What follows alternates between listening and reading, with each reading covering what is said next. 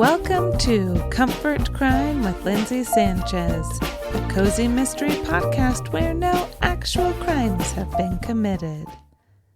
Today, we'll continue Murder on Maple Mountain, a cozy mystery with an amateur sleuth, a second chance romance, and a killer who won't stop until they finished what was started 12 years ago. If this is your first time here, welcome! And please start with Episode 1, Chapter 1. Or feel free to start with the prequel short story, Death at Dogwood Lake. There is a link to both in the show notes. For everyone else, we'll continue to Chapter 11. But first, an update. Okay, we are well on our way in this book, which I am still loving. Thank you so much for sticking with me and Georgia. We've got to see her through to the end. But the thing about writing the middle of a mystery is it always gets me thinking about what comes next. So while we're not close enough to the end to do a full reveal of the next book yet, I'm so excited that I can't wait to share just a tiny taste with you. This next book is something I've been pouring my heart and soul into for 3 years, like literally 3 years. So while our current book, Murder on Maple Mountain, and our previous short story, Death at Dogwood Lake, were both written week by week, the next story is going to be much more planned and polished, and I hope you love it as much as I do. It is set in New York, and there's love, murder, Botox parties, and more accidental deaths that our gal suspects may not be what they seem. Speaking of twists, I finally finished Murder on the Marlowe Belle, and it stuck the landing. I saw part of the ending coming, but the twist was not even on my radar. I am not surprised very often in cozy mysteries anymore, so it was fun to have a few nuggets that I didn't see coming. If any of you have read it, please let me know what you thought and if you saw the full ending coming. There is a link to the newsletter in the show notes, so if you haven't joined us already, join us and let me know your thoughts, both on cozy mysteries you've been reading, as well as on our current story. Okay, last time, Georgia had 3 simple rules. Don't interfere with real police work, do not fall back in love with Jake, and definitely don't get up close and personal with dead bodies. So far, her time on Maple Mountain isn't making any of those easy. Between her father's friendly advice and Jake's volunteering to babysit her, Georgia has a lot to worry about. But at the top of her list is why her best friend isn't answering her phone calls and why the bakery is suspiciously closed.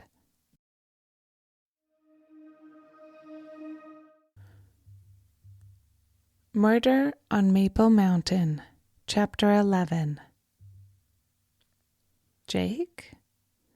Georgia stared at the side of his face, willing him to look at her, to answer her. Where's Lisa? Lisa never closed the bakery before noon, usually not before dinner. Between her, Frank, and Amelia, there was always someone there. She's at the police station. Jake kept driving, his eyes on the road, both hands gripping the steering wheel. Why is she at the police station? Georgia asked, when it was clear he wasn't going to elaborate. I can't tell you. Jake gave her a face, like he'd been expecting that question, obviously, but also like he hadn't wanted it. Lisa's going to tell me. I don't think she will, Jake smirked, like he knew something she didn't. Before Georgia could answer, before she could wrap her mind around what he'd said, her phone buzzed. She pulled it out. The name on the screen was the last one she'd expected to see. Frank? She couldn't suppress her surprise. "Don't answer that," Jake warned, reaching out with one hand like he was going to take it from her. She pulled it out of his reach. "You promised." He glanced between her and the road, alternating between them to keep driving. "I said I wouldn't bother him." And she hadn't lied. She had no intention of contacting him, but if he chose to contact her, that was completely within his rights. "Frank?" She answered the phone. "Hang up," Jake said, trying again to grab the phone from her hands. She shoved his hand away and pressed the phone closer to her ear. "Frank, can you hear me?" "Georgia, I'm so sorry," he said as soon as the line was connected. "What's wrong? What happened?" "I had to tell the police. There was no choice. I didn't know about the fight and Sienna." "Slow down, Frank." Georgia's mind whirled as Frank rushed out an apology. "Start from the beginning. What happened?" "There was another break-in at my house, and that got me thinking. If Ivy wasn't poisoned, what were they after? I was lucky enough to interrupt them again. They were so loud, prying the plywood off the window. Even without cameras, I would have heard them. And they were reaching for the box again, for the cake." "How do you know they were reaching for the cake?" Georgia kept her eyes on Jake as she talked to Frank. "Was it in the same room with the desk and the envelopes?" "Hang up." Jake shook his head. "Hang up now." "No," Frank answered. "Before Rose left last night, she put the cake in the cupboard with our failed experiment. They were searching the box. I put it back on the desk. There was nothing else in there they could be after." "Why would someone want to steal the cake if there's no poison in it?" "Exactly," Frank agreed. "I got carried away last night with my conclusion." "We got a false negative?" Despite herself, Georgia felt a little flutter of excitement at the possibility. She should be happy for Ivy to have died of natural causes. It would be better for the town, for everyone, if no one was murdering little old ladies, and better for Rose to not be in danger. But Georgia had known something was wrong.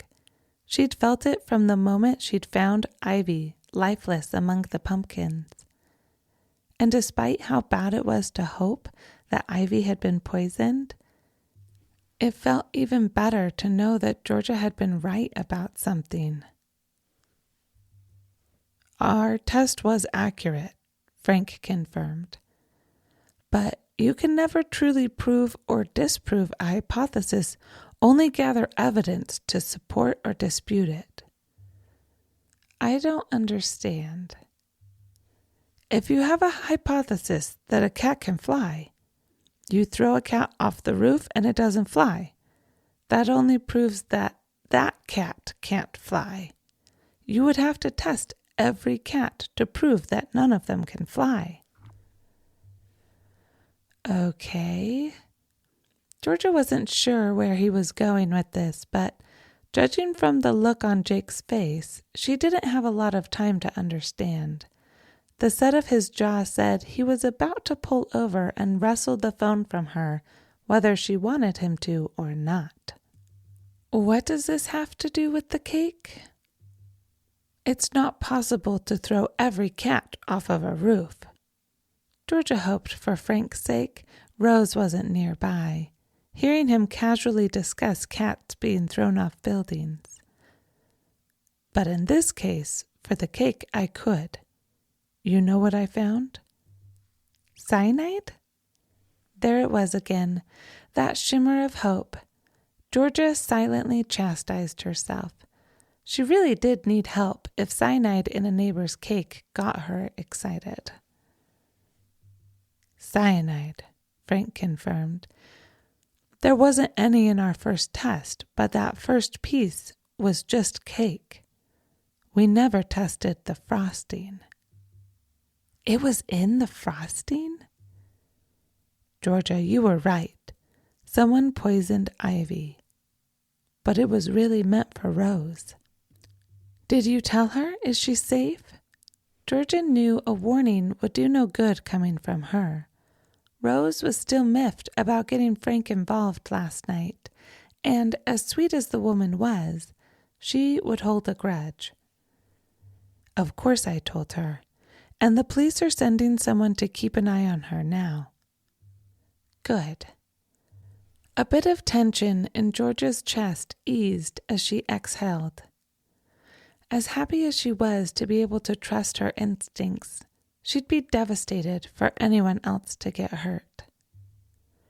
Okay, so someone tried to steal the cake again because it actually was poisoned, but they didn't get it, Georgia recapped, and you discovered them before they could take anything. No, Frank interrupted. Yes, but no. They did get something, an envelope. What was in the envelope? I don't know. Ivy was excited about something, but she didn't tell me what. And what were you saying about Sienna? Jake jerked the truck to the side of the road, making Georgia glad she was wearing a seatbelt. As soon as the truck came to a complete stop, he took the phone from Georgia. Frank, he said into the microphone, thanks for the call. Georgia has to go now. He hung up without waiting for a reply. What the heck, Jake? He'd let her talk about the cake and Rose and break-ins, but the second Frank was going to tell her about Sienna, that's when he decided to throw a fit. I told you to stay away from Frank. Jake put her phone in his pocket. He called me, remember? Just trust me, okay? Please. I'll explain later. Can I have my phone back? Trust me. He pulled onto the road and drove down the street, finally stopping in front of the Dogwood Police Station. This is really it? Yes. Jake didn't meet her eyes. He was hiding something. We're not here to pick up Lisa, are we? Lisa is here, and the police want to question you about Sienna. He nodded once at the building. So, when you offered to give me a ride, you were really just kidnapping me and bringing me in for questioning? You're not being kidnapped. Look, I didn't want to tell you this yet, but you helped me when they suspected my dad. Now I want to help you. Sienna didn't do anything. I know. That's why I want to help you. Why do they think Sienna's involved? Well, it's clearly not Frank, and she was the only other person in the shop that morning. Apparently, she stopped by to get cakes for the kids before their flight. She was in the store when Frank got locked out. She's the one that had to help him back in. Wow. Georgia couldn't believe how it looked for her sister. She doesn't get cakes that often, and she left the country right after. Exactly. Changing her routine and a last-minute flight booked to London. Jake let his sentence hang suggestively. It's a coincidence, Georgia said, louder than she meant to in the small cab of his truck. I know. Well, what now? She wanted to believe everything he was saying. She wanted to take him at face value and team up with him, solve the case together. But he'd already lied once that morning. She didn't know if she should brush it off and give him another chance, or take it as a red flag and run. You helped me when my dad was in trouble. Let me do the same for you. Fine. Deep down, Georgia knew it didn't matter that he'd lied that morning. It didn't matter how long it had been since they'd spoken, or how cute Sean was. At the end of the day, Jake would always have a piece of her heart. Part of her would always trust him. What's the plan? Go in there and say nothing. They're going to ask you a bunch of questions about Sienna and Ivy. They're going to ask you about why she left so suddenly. Do you know anything about any of that? No, she missed her husband. Exactly. All you know is that Sienna missed Daniel and went out with the kids to see him. That's it. You don't even know that she stopped by to get cakes. Well, not until you just told me. No, you don't know. All you know is that Sienna called you to house sit while she's gone. She's visiting her husband in London, right? That's what Sienna told you. That's true. Okay, so now you go in there and you say that and nothing else.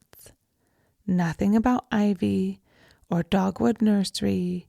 Nothing about Lisa or cyanide and smelling almonds.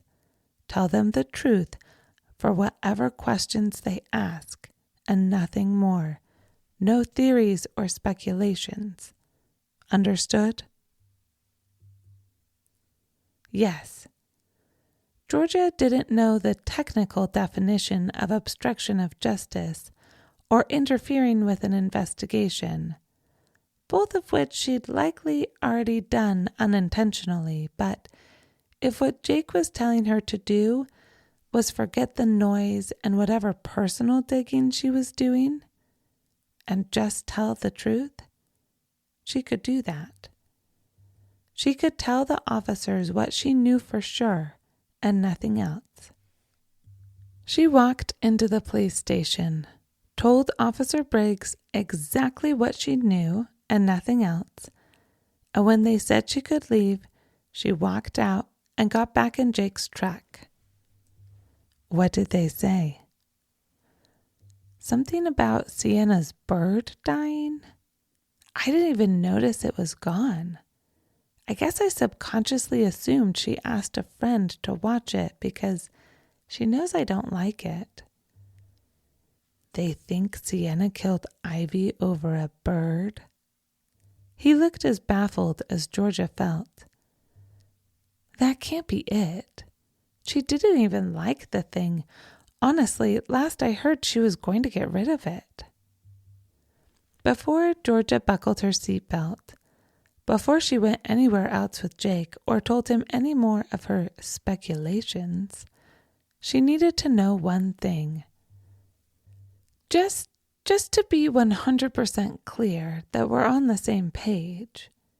You don't think Sienna could have been involved in any way in killing Ivy or attempting to kill Rose? Of course not. Jake looked offended she'd even asked. But while we're getting on the same page, we also don't think there's any way Lisa is involved, correct? Correct, Georgia agreed without hesitation. Her alibi is thin, Jake warned, like he was giving her a chance to back out now with full disclosure. What is it? She doesn't have one, he admitted. Georgia giggled at the irony, though nothing about the situation was funny. What? Jake looked around the nearly empty parking lot at the police station like he'd missed something. Nothing. It's just my sister has a motive. the bird fight, and she has an alibi, her kids. Georgia laughed again. And your sister has no motive and no alibi. Between the two of them, they have a real suspect. Jake laughed too, his low chuckle joining Georgia's.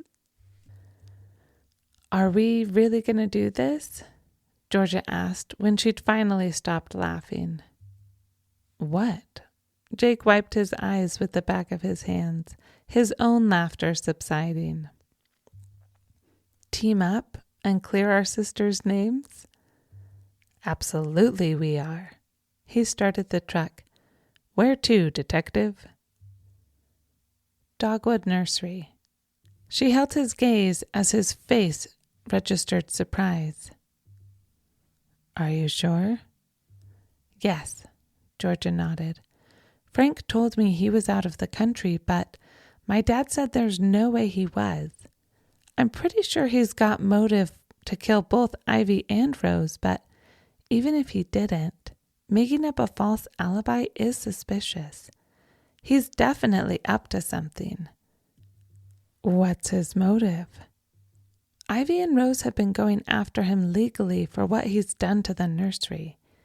They've been trying to get it back for years. Frank said Ivy had a breakthrough.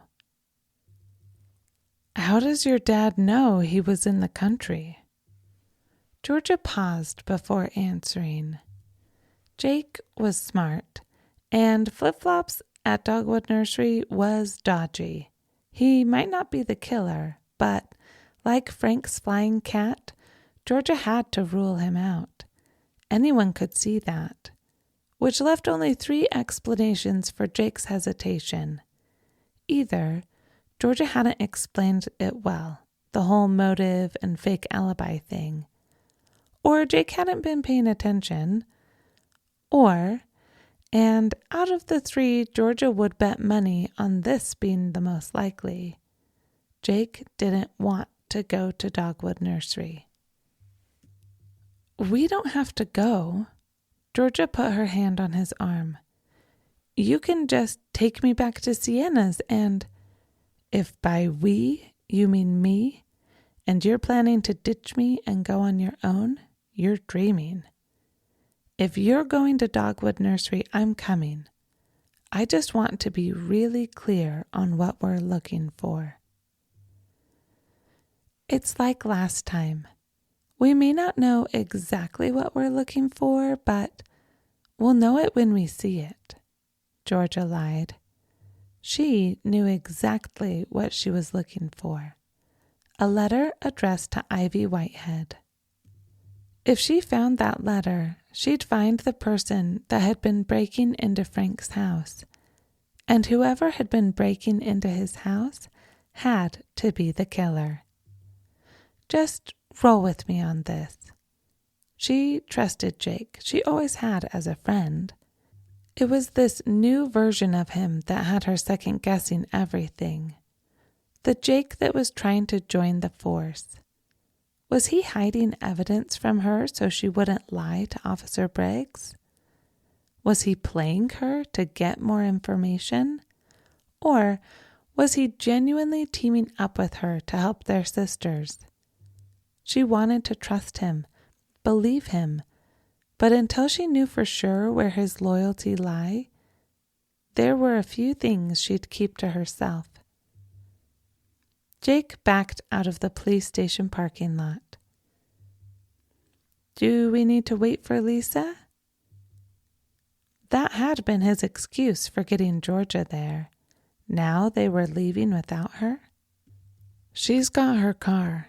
He turned on a main street toward Dogwood Nursery, and she doesn't have a motive yet. Georgia caught on. If they find one, we don't want her anywhere near the investigation. Hole in one. He winked at her like he probably had 1,000 girls since their first date, but that didn't stop her heart from stuttering. This was the Jake she remembered. Years ago, it had been a murder investigation that had torn them apart.